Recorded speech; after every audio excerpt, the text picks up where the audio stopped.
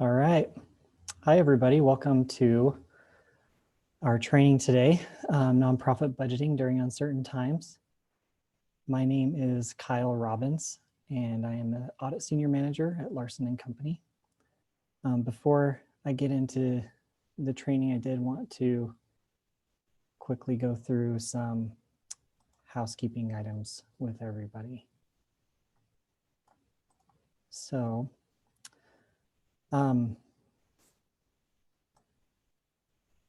first of all, just thanks for participating. Thanks for getting on. We're excited to be able to present to you and be able to share our knowledge with you. I do want to point out that this presentation is being recorded, so we can provide it as a resource to others who weren't able to participate today, and also for you if you want to re-listen into anything. We do like to point out, especially during COVID season, there are a lot of changes. Hopefully, most of the stuff I'm presenting today, there won't be too much affected by any changes in laws or regulations or anything like that. However, if things come up, there's always changes that can happen. So we just want to make sure you reach out to us with any questions, should anything change out there. Throughout the presentation, if you have any questions, feel free to click the chat button that's located at the bottom of the screen. And I will take some time periodically throughout the presentation to look at those questions and just make sure we're getting any of the questions you have answered. And then if you have any questions that are kind of more specific to your organization, feel free to reach out after the presentation at any time. So my contact information is there at the bottom of the screen. My email, phone number, it's also on the last slide of this presentation. So we can provide the slides as well for you to go through. So they'll be there if you would like to reach out to me with any questions you have. Happy to help and answer any questions you have. So, okay, one more housekeeping item, the CPE. So we are offering 1 hour of CPE for this presentation. There are going to be 5 poll questions throughout. So that's kind of to help us track your attendance and show to the UACPA that we are tracking attendance and that you did attend the full presentation to get the full 1 hour credit. We will be sending out an evaluation form for you to fill out. Those are also a required part to get the CPE. And then the CPE forms, we'll be sending those out within 2 weeks of this presentation, hopefully sooner, but if you don't get it within 2 weeks, feel free to reach out. And if you have any questions on the CPE process, if you fill out everything and don't get the CPE form from us, feel free to reach out and we can get that for you. Okay. So I do want to just quickly kind of introduce myself. So like I already said, I am an audit senior manager here at Larson and Company. I have over 10 years of experience in public accounting. I did have some time with the national CPA firm in Salt Lake City. I do specialize in working with nonprofit organizations. I do have the AICPA nonprofit certificate, and I do try to provide nonprofit specific trainings as often as I can. So hopefully you can reach out to me as a resource as you have it. I do have some clients I've worked on listed there as well. If you are a client and you're not listed there, don't be offended, and you can tell me, hey, I want to be listed in the future, and I'll list you for sure. So had to point that out, and you can maybe laugh a little bit, but maybe not. I did include a picture of me and my wife. I do like to just point out, she's a big part of my life and what I do, supports me a lot. So I'm able to do what I do because she helps me and pushes me and lets me do what I want to do and what I enjoy doing. We've been married for 14 years and we have 3 boys. So it's a fun life. Anyway, just a quick background on Larson and Company, just so you have some information on our firm. The firm was started in 1975, and we've worked with nonprofit organizations since our inception. And some of our first clients are still our clients today. So We like to point that out, that the clients we work with, we are able to build good relationships with them and provide good service, and they've enjoyed working with us enough to still be around. We do have a large nonprofit audit and tax team. We work with over 80 nonprofit organizations with various sizes, and we do serve several nonprofits throughout the state. You can see here we have offices in Salt Lake City, Spanish Fork, Moab, and St. George. So that's a kind of brief history of Larson and Company. So glad you guys could be here, and we'll kind of get going here. So the topic today is budgeting during uncertain times. So I have been able to do some presentations on this and some blog posts on this. So this is kind of just a detailed presentation on some of that information. So today I did want to cover, in uncertain times, what do I do about my budget? How do I better manage cash flows during uncertain times? And then also discuss some key indicators that your board could be looking at to kind of help monitor, cash flow budgeting during any time, but specifically during, these times.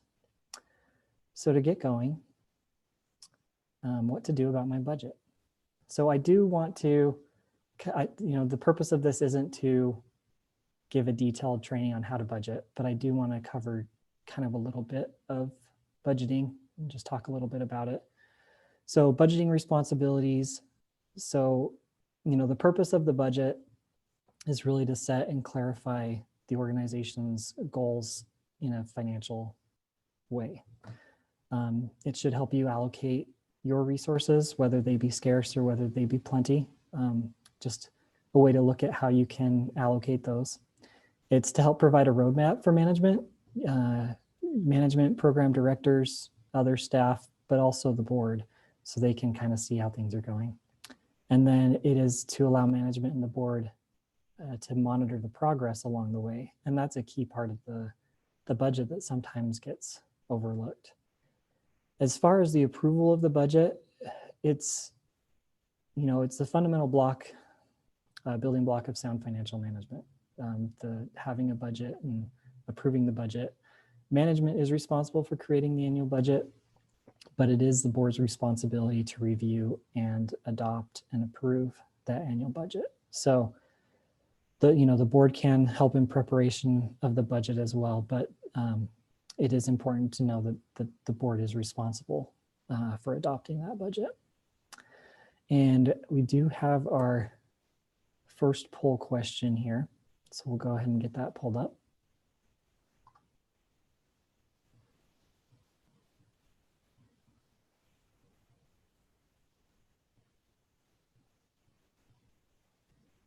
There we go. So this is just kind of a informational, it's not right or wrong type of poll questions. It's just kind of get to know your situation and get to know the audience.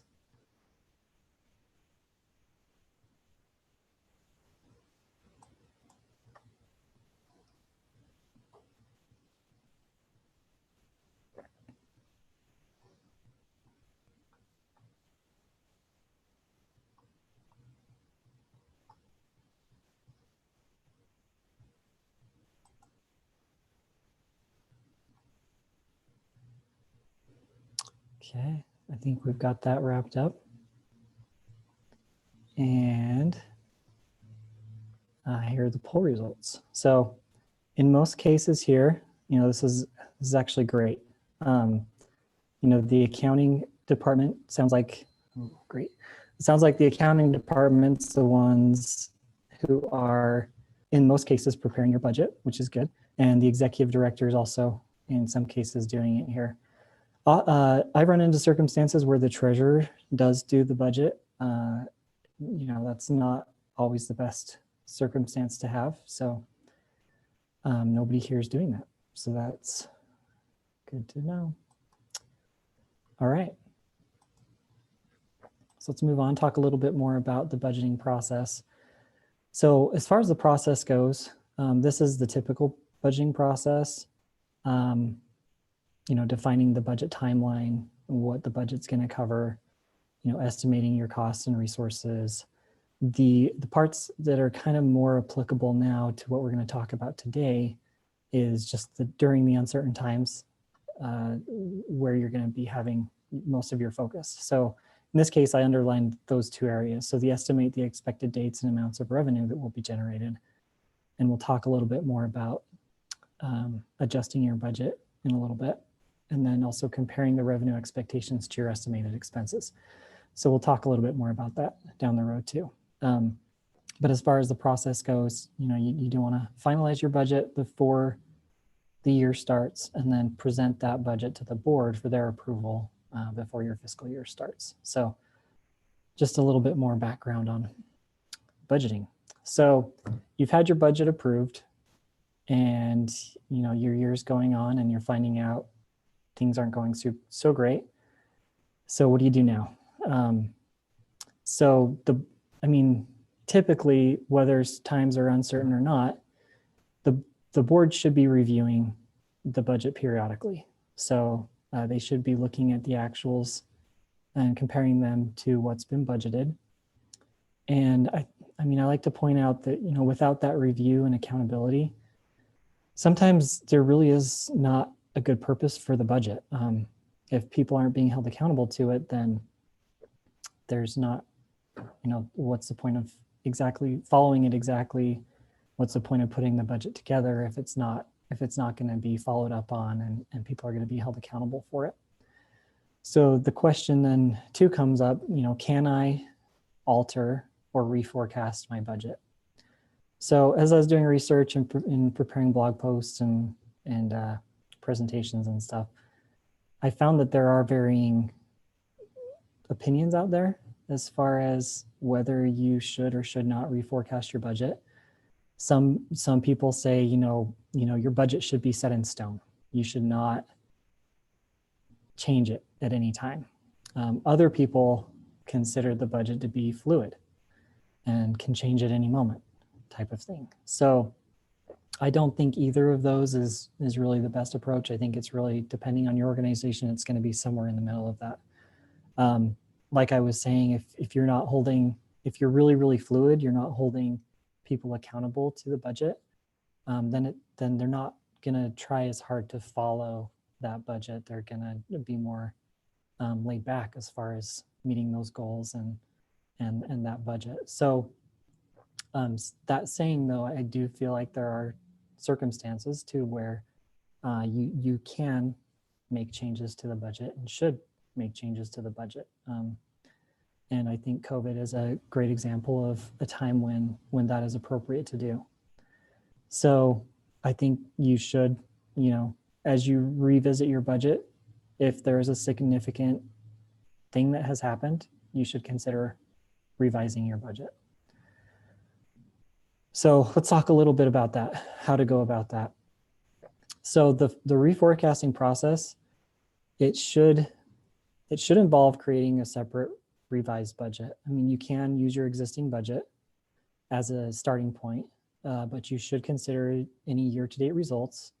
And then also you should consider, the estimates for the remaining fiscal year and determine what changes need to be made. And then that reforecast process should also be revisited monthly or quarterly, especially as, hard times drag out.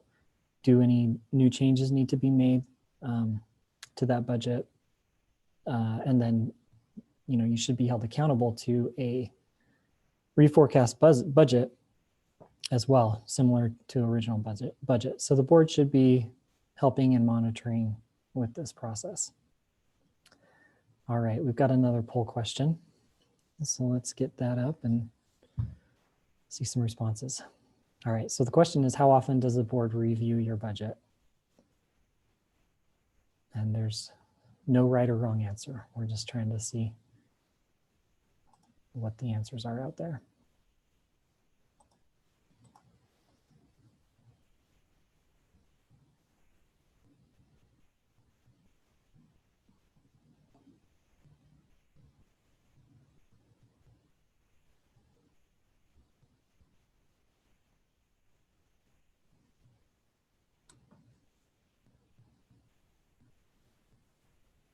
Okay, so here's our answers. So most cases, it is quarterly.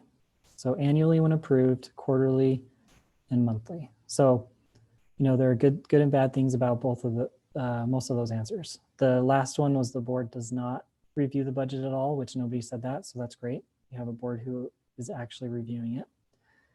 And so depending on the circumstances or depending on your specific organization, they can be reviewing it as needed. I think during times where there are a lot of changes to what you expect in your budget, I think the board should most likely be reviewing it more often than they typically do, just to make sure things are going to be okay. And we'll get more into that later in the presentation as well. So, all right.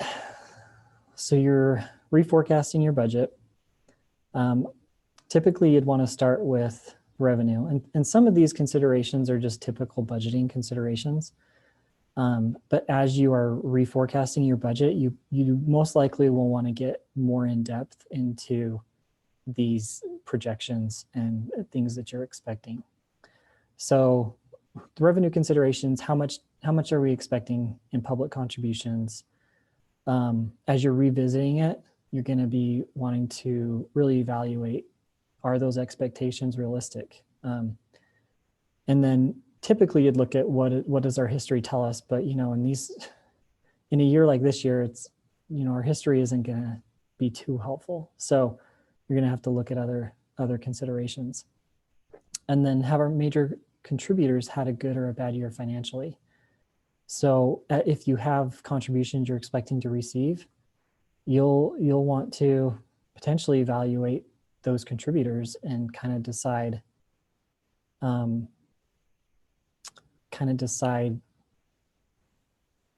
whether or not you really expect to receive those. And then just what are fundraising possibilities and the costs of fundraising. So you'll need to really reevaluate those, especially this year where a lot of fundraising events aren't happening, can't happen. And so you'll need to really reevaluate those and see if there's anything you can do virtually that can help make up for some things you're missing out. Let's see. Okay, so as you're evaluating these revenue considerations, so one thing to help you with this is to kind of incorporate risk to those projections. So one thing you can do is you can kind of assign a grade to your expected revenue streams. So you can kind of use in this case, we're going to use A, B, C, D. And, A is solid. It's 100%. We're going to get that contribution. B is 75% likely you're going to get it. Sorry, B, 75%. I think I said C. Anyway, C is, 50%, D is 25%. And this slide kind of shows those percentages in a typical year. In this year, I think whether it's a proposal, whether it's a letter of intent, whether it's a scheduled meeting with somebody, I think those kind of can go out the window to where you're going to need to evaluate those solid written verbal promises and decide, okay, are those really 100%?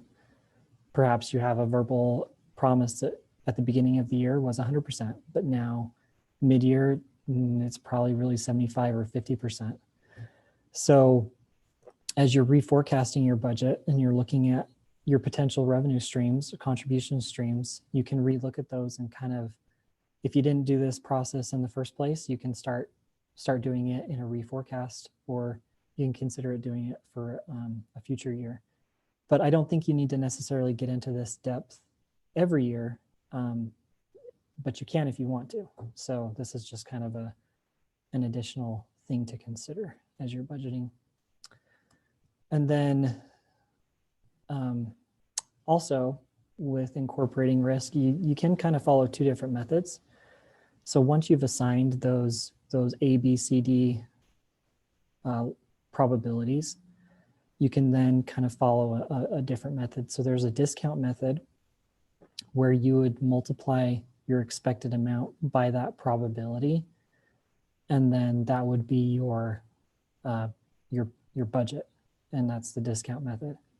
And then there's the cutoff method, to where you would only include the revenues with a probability 75% or greater, or you could choose the cutoff threshold. Like you could say, okay, we're only going to include those that are greater than 65%, 75% likelihood of actually coming in. So those are two different methods. And if you follow one method, it's best to stick with that method and not change it each time you're reforecasting your budget. So if you reforecast your budget Q1, you use the discount method. Don't go, okay, we're going to use the cutoff method next time, kind of thing. So let's walk through kind of an example of what this looks like. So here we go. So here's 6 different revenue streams, 6 different contributions.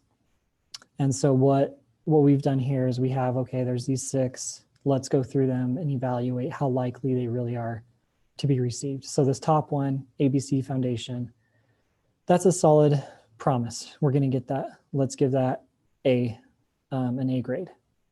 Probability 100%. XYZ, that's more likely, 75%. So let's give that a B grade kind of thing. So you go through each of these and you grade them. And then in this budget without risk column, so that's the promise that they've given. So that's without any discounts applied. So ABC Foundation promised $90,000. XYZ promised $30,000. So following the budget discount method, you would multiply that 90,000 by 100%, and that's going to be your budget contribution for that specific one. For the XYZ Foundation, that's a 75% likelihood. So you're going to, the budget discount method, you're going to multiply that 30,000 by 75%, and you get 22,500. So that's your budget. The budget cutoff method is ABC's 100, so you include that one. XYZ 75, so you include that one, and you just include the full amount. You don't discount it at all. And so using these 2 methods, the budget discount method results in 168,000 budget coming in instead of the original 215 that you probably had. And then the budget cutoff comes in at 155,000. So in this case, the budget cutoff method was a lower budget result. That's not, I can't guarantee that that's always going to be the case, that the budget cutoff is going to be lower than the budget discount. That just happened in this circumstance. So that's kind of the approach to use to help you reforecast, incorporate risk, and redo your budget. And like I said, you can do this even when you're not in troubled times. You want to have a good solid budget. This is something you can be doing to improve your budgeting and make it more accurate. But I don't think it's a necessary thing to do every single year. So just a little bit more in depth. Okay, so that's kind of a way to look at your revenues. So let's get into some expense considerations you can follow. So you have your revenue set, you know what's coming in. So you'll want to revisit those budgeted expenses. So a lot of times you look at your expenses and you automatically see, ooh, our salaries and wages are really high. I personally, and I've read some other things too, is don't jump straight to your salaries and wages. It may be your largest expense, but it's also your largest asset. A lot of what your organization does is because of your employees and what they're able to do. Sorry, I'm just trying to get the light. Okay. So your employees help you out a ton. So if you lose your employees, you lose a lot. So that's not always the best place to go to start out with. You can look at, if you have any outside consultants, those type of expenses, maybe consider cutting back there. if you have any, if you can cut back on office supplies, printing, travel expenses, which most of those you can do during COVID because you're not, a lot of people are working from home. So there's not going to be those office supply expenses. You're not, for any printing costs, maybe now's a good time to look at going 100% electronic, seeing if you can cut back on any of those costs. I know these are smaller costs, but everything helps. Travel, you're not going to be traveling as much. Most conferences out there are now virtual to where you don't have to travel out to them. If you have any fundraising events scheduled, look into doing cheaper venues. Look at doing them right over Zoom, like the UNA conference. They did that over Zoom this year. You may not get as many funds over Zoom, but you just have to evaluate the cost benefit of it. If you're going to get more, if you're going to pay more for the venue, but you get more from doing it, then you can consider still doing it. If you aren't going to get as much because of restrictions on the amount of people who can attend an event, then it may be best to just do it over Zoom anyway, kind of thing, or just at a different venue. So I recommend looking at those things first, but that's not always going to solve the problem. You'll probably need to get into looking at employees and salaries and where you can cut back there, but I just recommend not going there first. And because I think from some experiences I've had too, just serving on boards, I served on a board where we had that we weren't able to pay employees very much, and so it came up to where an employee had another offer for $1.50 more an hour kind of thing, to where I told them, I said, okay, well, is that $1.50 worth keeping them to where you have continuity, you have better morale, employee morale. It'll help the executive director have better morale because she won't have to train new employees. So, sometimes there are costs, hidden costs in losing employees, employee turnover that really should be considered when you're thinking about cutting costs with employees. So those are just some things to consider for the expense side. And you can review review your budget expenses line by line and just determine the areas that you can cut back on. So there's that. And then just some other considerations that you can think about. So if you do reforecast your budget, you do need to remember that, similar to the original budget, that those reforecasted budgets should be approved by the board. They should review those and approve those. They should be reviewed in each board meeting, especially, when things are more uncertain. They should be looking at those more closely, and especially if you're making changes periodically, they should be looking at those changes and comparing those to actuals and budgeted amounts. One thing is you can consider creating multiple budgets with different scenarios. I'll go through kind of an example you could do. And then what you do is, when you have the different scenarios, you have an A scenario, a B scenario, a C scenario. And if A happens, we're going to follow budget A. If B happens, we're going to follow budget B. If C happens, we'll follow budget C. When we were working on junior achievements audit this past year, they followed this approach, where the board approved the 3 different scenarios, to where they didn't have to go back and revisit it again, have the board approve it again. They already had these 3 scenarios set up to where the board, approved those budgets and said, okay, if B happens, yes, you're good there. So it was just kind of to where after the fact, they could go back and say, hey board, B happened, so this is what we did. And they'd be like, okay, we reviewed that, approved that, and we were good with that approach. Because in their case, there was just a lot of uncertainty around school, whether school would happen in the fall, and whether or not they would be having students coming into their junior achievement city. So I think that's kind of an example that other organizations can consider following as well. that would be a good practice. So I do have another poll question here, and then I'll go through that scenario of kind of an example of how you can do that. So let's do poll question 3.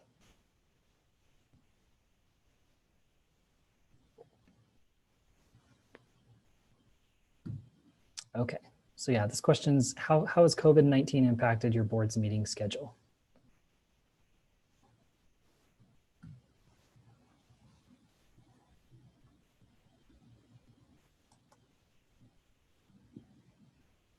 And this is just the meeting schedule. It's not the, it doesn't really matter. You can just, but it's not the location. So if you're still meeting, but over Zoom, that counts.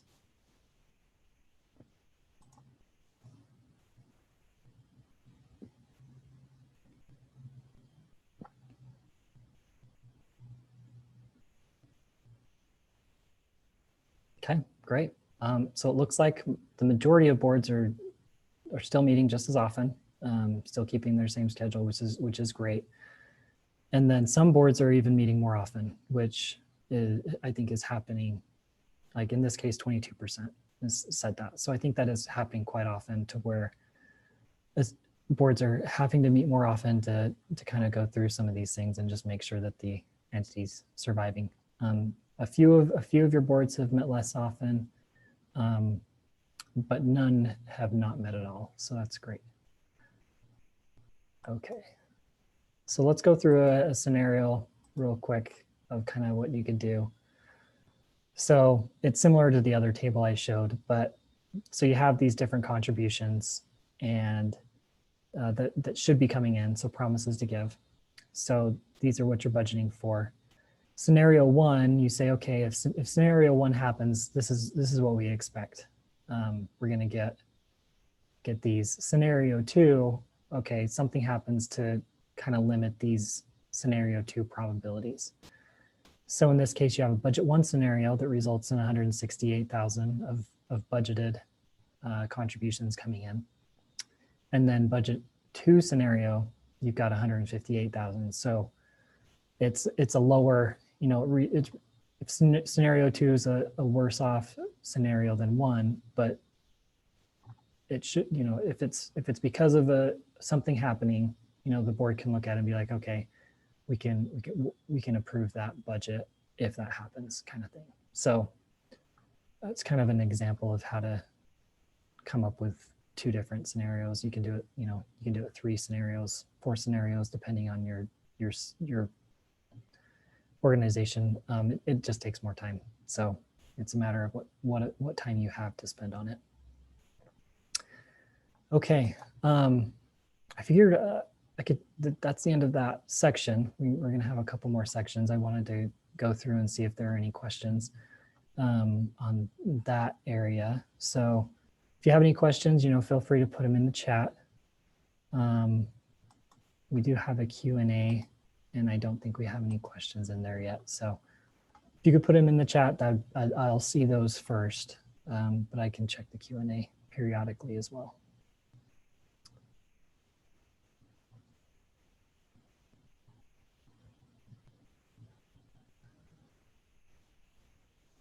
Okay.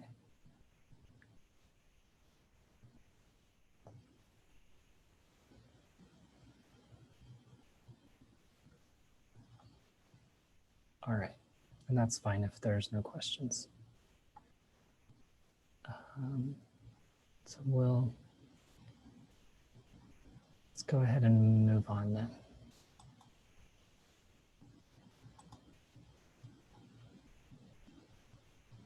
Okay, so this next section, kind of wanted to go through how to better manage cash flow, especially at this time. So really the essence of your budget is to kind of understand your cash inflows and the required cash outflows. So it's kind of a cash basis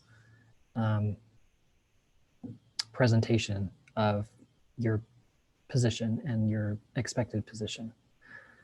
So I mean, I think it's key in the budgeting process, because if most of your expenses are budgeted in the beginning of the year, but most of your contributions come near the end of the year, you're going to run into cash flow problems. So as you're doing your budget, it's important to understand what the cash flows are like. just because then you won't run into any problems. If you look at an annual budget and things work out great, you might be missing, some cash shortages at some points of the year, if those expenses are front heavy in your year. So it's important to know your current cash position. We'll cover some of these in coming slides.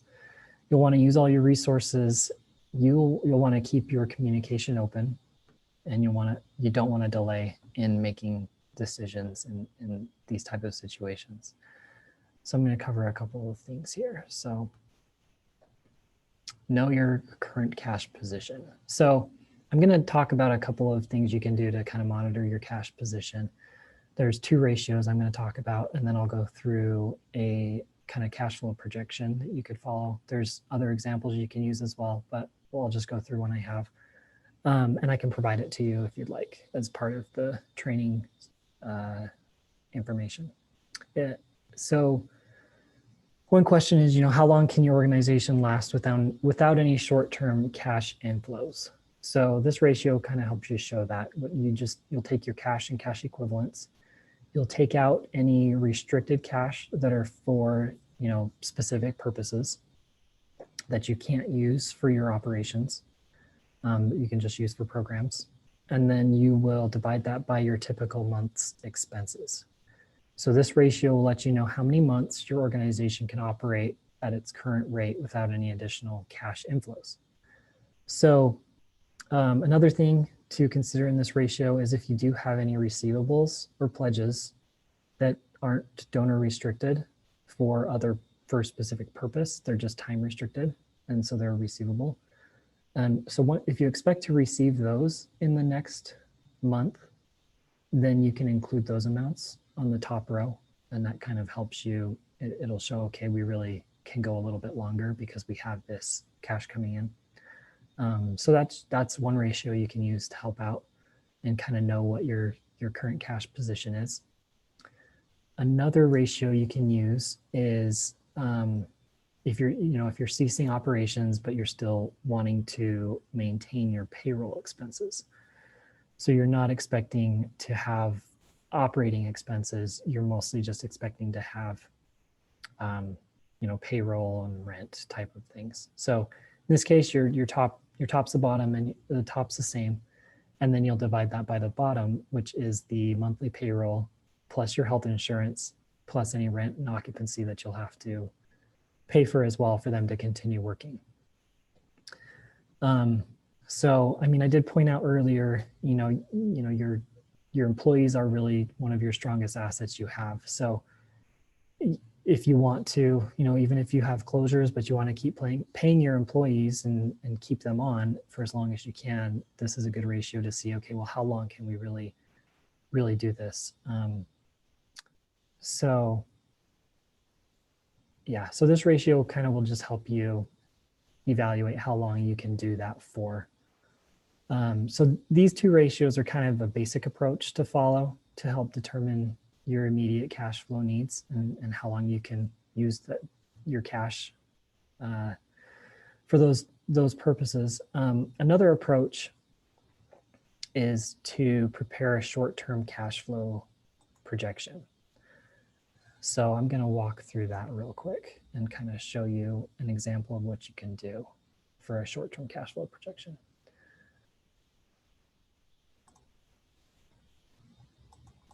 Okay, so we have here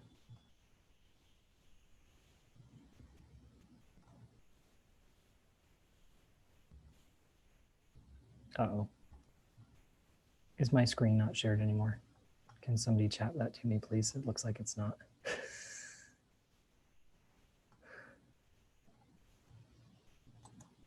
If you can see the Excel file, we're good.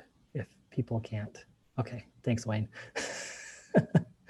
It usually has a green bar around it, and it doesn't have a green bar around it, so I got worried. Okay. All right, so this is kind of a short-term cash flow projection you can follow. So what you'll do is this can kind of match your budget that you have. So you have your total annual budget in this column, and then you'll want to, turn it into, make it more short term. So you can do this 3 months, you can do this 6 months, you can do this however long you'd want. But in this case, we have a 6-month budget projection. And so here at the top, there's what's your opening cash balance? How much cash do you have right now?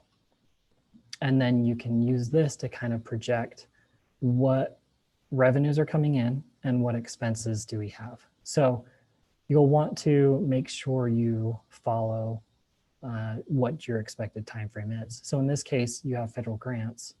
We're expecting 300,000 in the next 6 months. So is it really even? Are you getting it each month, or are you getting 150 in May, 75 in July, and 75 in August? So if that's how you're really getting it, you'd want to put that in this projection that way. And then you can see the check figure just shows, okay, that's zeroed out. I've got that, all of that budgeted in there. And then you do that for each of these. So like this state grant, let's say it is monthly. So that one we get 20,000 each month, and we just go across there like that.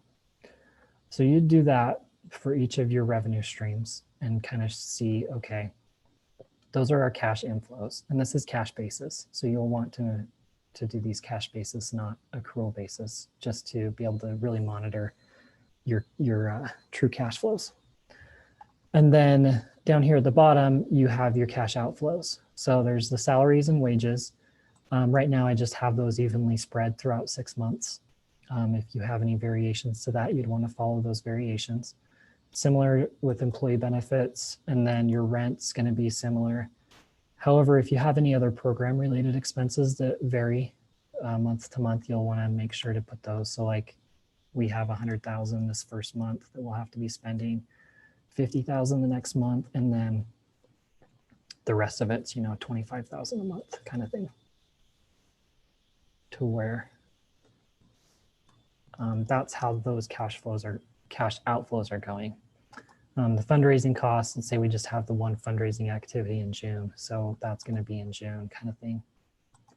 And then these other general and administrative expenses can be evenly spread. So this is kind of how you use this to see what your short-term cash flows are going to look like.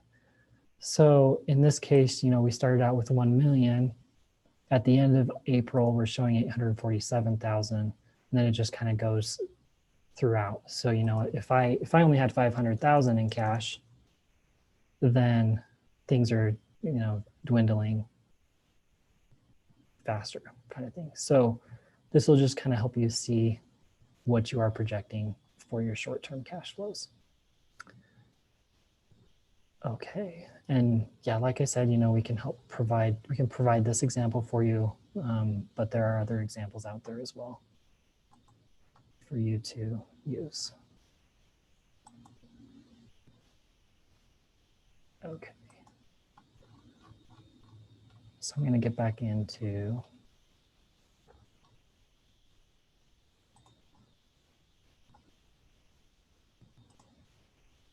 the slideshow now.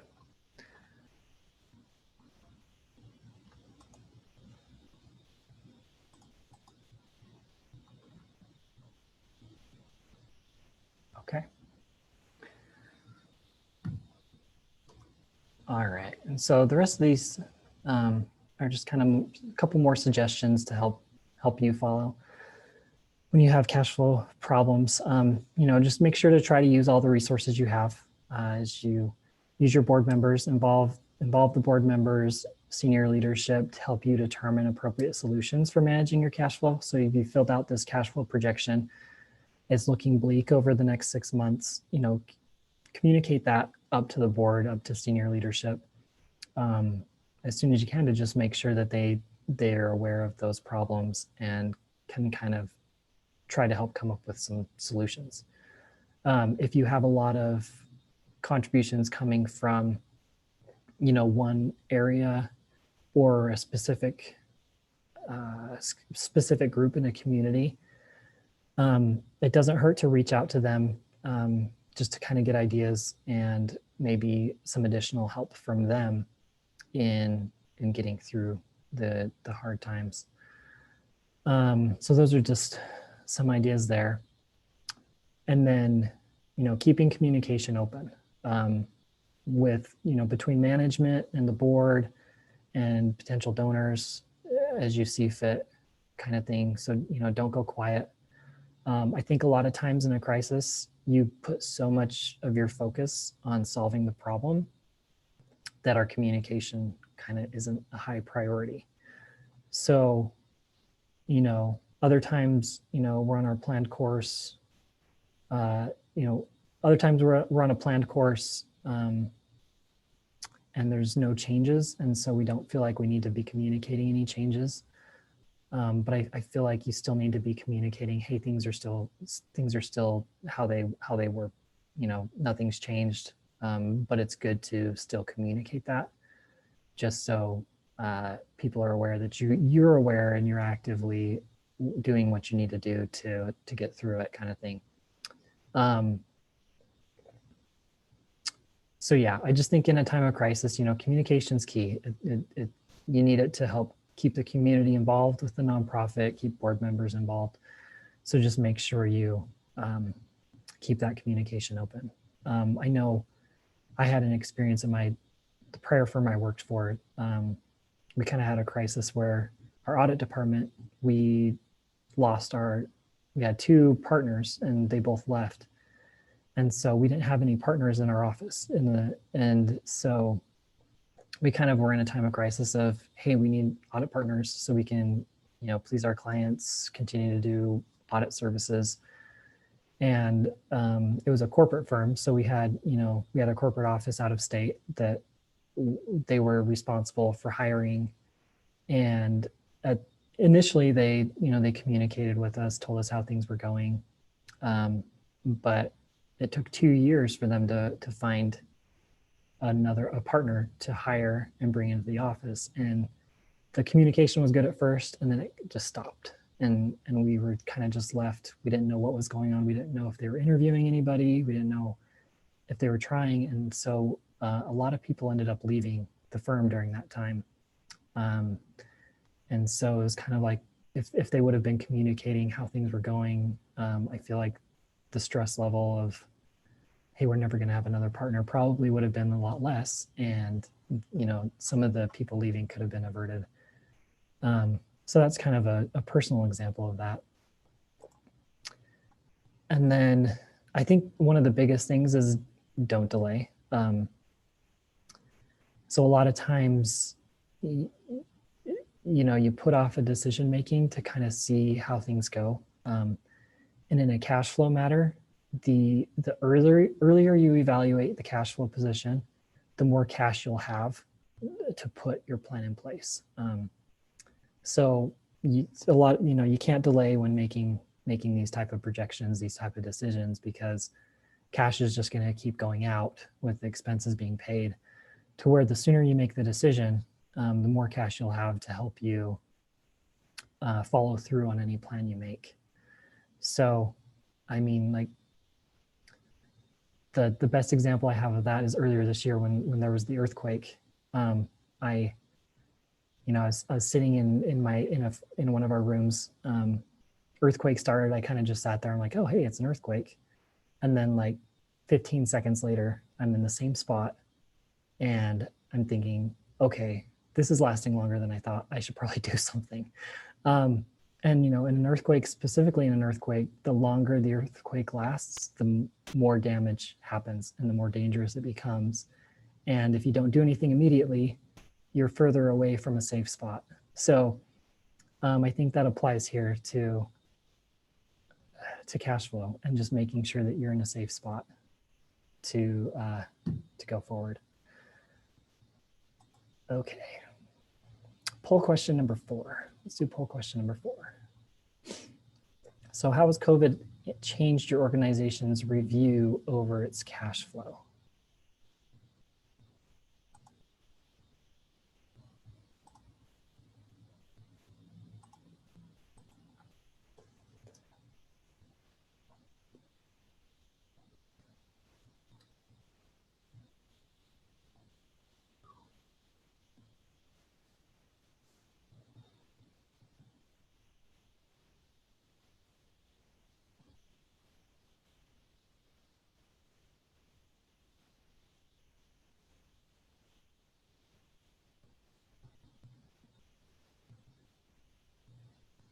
Okay.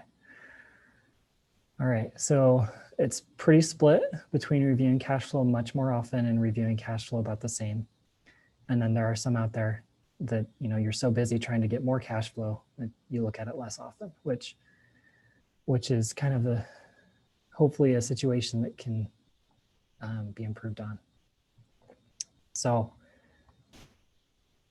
awesome. Okay, thanks everybody for that. Okay, are there any questions out there on things we covered so far? I'll check the Q&A as well. Okay. All right, so we're running close to the end. So I'm gonna go through one more thing that can help the board monitor things a little easier. So I'm gonna kind of talk about just key indicators that the board could review. So a tool boards can use is what's called a dashboard. Some boards have them, some boards don't. Some people have heard of them, some people haven't. So I'll do a quick review of them. But a dashboard helps the board and management get a handle on large amount of data. So it kind of just summarizes a large amount of data in something that's easy to follow. So kind of gives just a snapshot view of the situation. It can visually illustrate performance over time, and it can show some key financial indicators. And then it also can be used to help monitor social media influence. So that's more for the marketing aspect of things. The first three are kind of more of a financial aspect. So I'll go through these, but the purpose of the dashboard, it's mostly to just help facilitate timely identification of things, whether it's a success or challenges that you're facing. It's just supposed to make it a little bit more timely, more easier for them to review, especially if they don't have, good solid financial background. Most people can read a chart and see, okay, I understand what's going on in that chart. It can also help identify relationships between different activities. And then it should help encourage discussion on progress towards goals. Your key indicators that you use on a dashboard should follow the goals of the organization. And then it should help connect your decisions that you're making to the data and evidence that you're getting. And then finally, it should align your definition of success across the organization. So as far as selecting elements in a dashboard, so there's no one size fits all approach to creating a dashboard. It's going to be different organization to organization. But you will want to have the key indicators that you look at. You want to make sure that they really matter to you and your organization and your board. Because if they don't matter, they're not going to follow through on them. They're not going to really look at them, and they're not going to try to understand them and what they mean to the organization. So it's important to make sure they matter. And it can be a good reporting tool for you to use with the board and with management. And you can even use them with funders to show funders how things are going in the organization. Okay, last polling question, and then I'll go through a couple of examples of a dashboard. So yeah, I'm just kind of curious, does your board or management use a dashboard at your organization?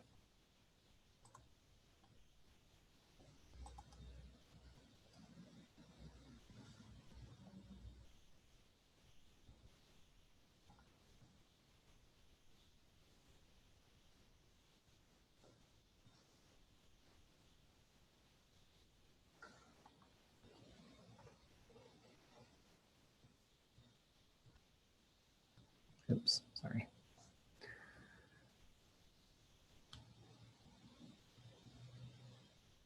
Okay. So most of you out there do not have a dashboard in place, and that's fine. It's just, so it's something that you may consider implementing to kind of help with the board's oversight and management oversight and kind of the connection between the two. And I can, if you're interested in getting more information on it after this training, then I'm happy to help provide some more information. But I'll go through a couple of quick examples here for you. So this top one just shows, months cash on hand. So you can kind of see, so if the organization has the goal, hey, we want to have 3 months cash on hand at all times kind of thing, this will show the board, okay, in October 17, we had 2 months, then we had 3, then we had 3, great, we met our goal, but then we went back down. So it kind of shows your progress at how you're meeting that goal. So, you know, the board can see, okay, our goal is the red line. Where are we in respect to that goal, and how are we doing? And then they can see, okay, we're doing well or we're not doing well at that point, and kind of decide, okay, well, what should we be doing differently? The bottom one is a revenue to budget comparison that just shows, okay, what is our budget and what is the revenue we got? And so you can kind of just, rather than just seeing numbers, you can just see, okay, I can see this on a graph and it'll show me what's happening, and I can compare it to the budget. So that can sometimes help board members. The next slide is another example. So if you're a membership organization, the top one just shows, you know, total paid membership. We have a goal of having 270 members in the organization, and then the blue line just shows where you're at throughout the year. In this case, it was only through June, so you know, June hadn't been reported on yet, so that's why those are 0. But that's just an example of that. And then if you have luncheons and you have a goal, hey, we want to have so many number of people at the luncheon. You know, we have a goal of 80 each lunch. This shows, okay, first month we had over, December we had 254, great, and then it went down again, kind of thing. So that just easily shows you where you're at on those goals. And then, you know, you can do a bar graph as well on the right. You know, if you have a big conference, you can see, okay, our goal is to have 400 people register. How are we to this day? In this case, you know, it hadn't been any yet, but, you know, it could go up, and then you'd want to see that going up each month until the conference comes, and then you'd see, okay, we met that goal. Where were we at on that goal? So those are just some examples of some dashboard items you could use to help kind of your board see and understand some of the information that you present to them or that they review. Okay, any questions on dashboard?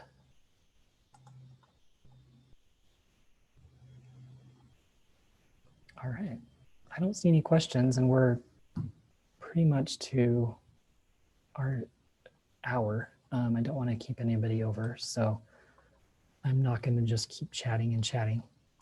But yeah, thanks everybody for getting on. I do have, that's just a summary, so we're not going to talk about that, but that's what we covered. I did want to get to this last slide for you, just so you can have, there's our website that you can go to get more information on us and our nonprofit services. And then my email address is also here as well. So, you know, feel free to reach out to me. Feel free to reach out to anybody else you work with at Larson.